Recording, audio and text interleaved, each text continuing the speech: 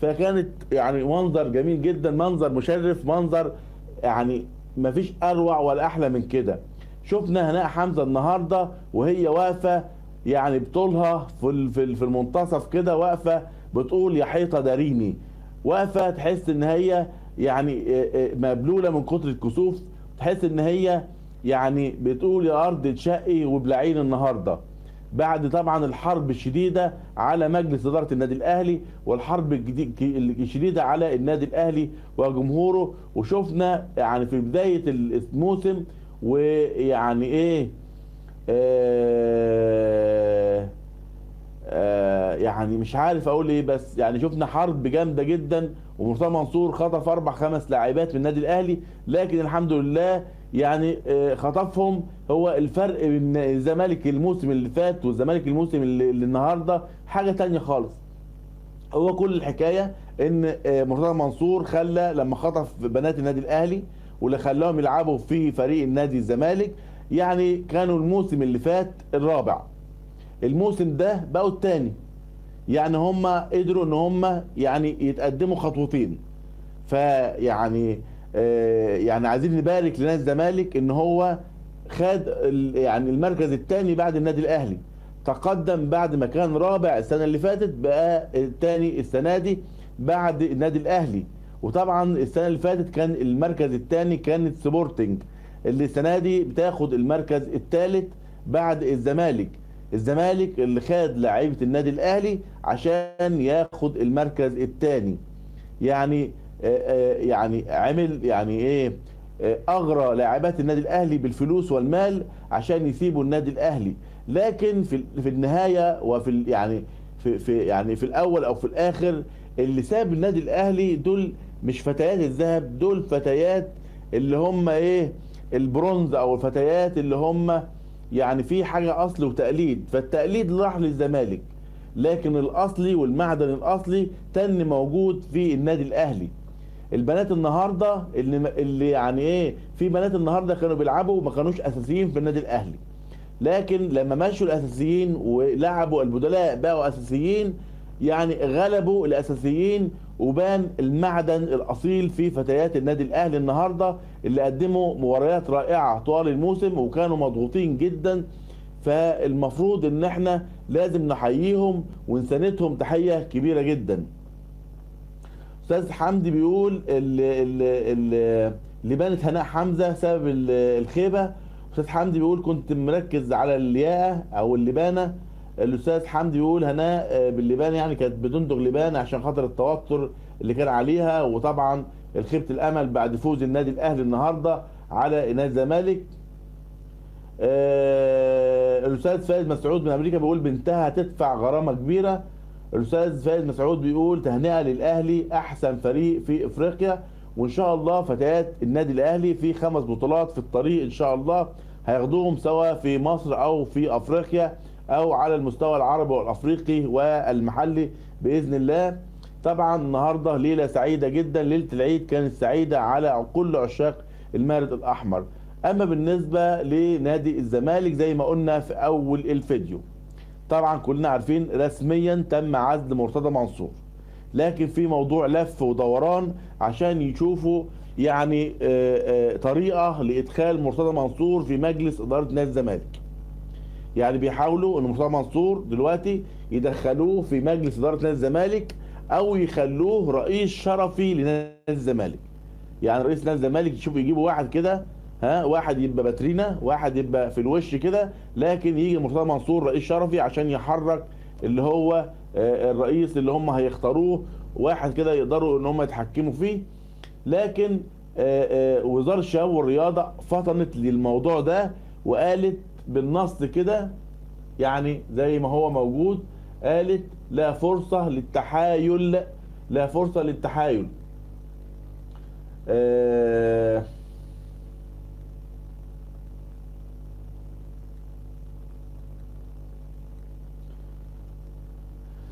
او بيقول لك ايه بقى، المتحدث الرسمي باسم وزارة الرياضة محمد شاذلي بيقول ان المسألة هذه المرة مختلفة، يعني المرة دي مختلفة عن اي مرة بالنسبة لمرتضى منصور نادي الزمالك.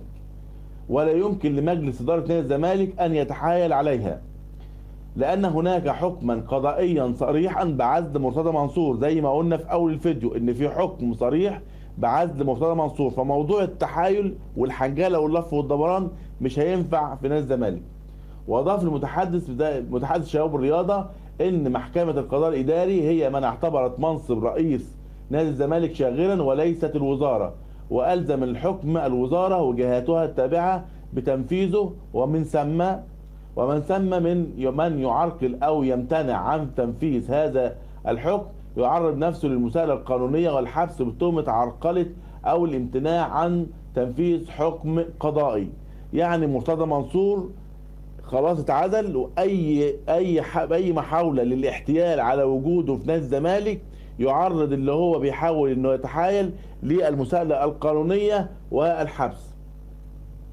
وذكر المتحدث باسم الشباب والرياضة ان حكم محكمة القضاء الاداري واجب النفاذ حتى لو طعن مرتضى منصور ضده، ما لم تقرر المحكمة الادارية العليا وقف التنفيذ لحين النظر في الطعن، وان المرة السابقة لم يكن هناك حكما صريحا، يعني المرة اللي فاتت ما كانش في حكم صريح في يد وزارة الشباب والرياضة بعزل مرتضى منصور، وكان الامر به خلاف قانوني حول تنفيذ اللائحة الاسترشادية للأندية، لكن هذه المرة هناك حكم لا يمكن لأحد عرقلته.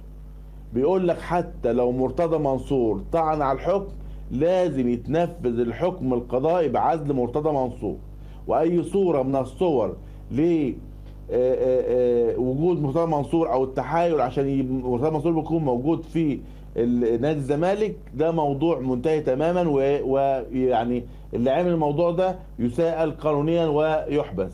طبعا بحب ارحب في نهاية الفيديو بحبيبي الاستاذ طه الاسكندراني بلدياتي. استاذ طه منور الدنيا، كل سنة وحضرتك انت اللي طيب وبخير، والف مبروك استاذ طه. النهاردة حصلنا على بطولتين لسيدات، فوز سيدات النادي الاهلي بكاس مصر لليد، وفوز فتيات الذهب بجد والرجاله بجد فتيات النادي الاهلي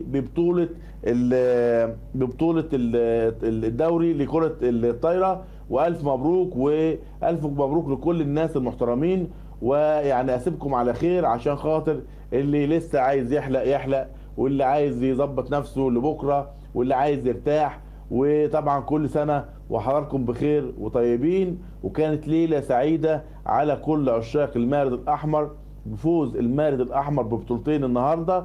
وكابتن محمود الخطيب بيسلم الميداليات بنفسه لفتيات النادي الأهلي لكرة اليد وفتيات النادي الأهلي لكرة الطائرة. وطبعا في يوم عزل مرتضى منصور رسميا من الشباب والرياضة، رسميا النادي الأهلي بيفوز ببطولتين، وقبلها بطولتين، وبعدها بطولتين، وثلاثة وأربعة، ولسه مكملين. الأستاذ طه بيقول اللهم صل على النبي. والله أنا اتلخبطت مش عارف أعد البطولات.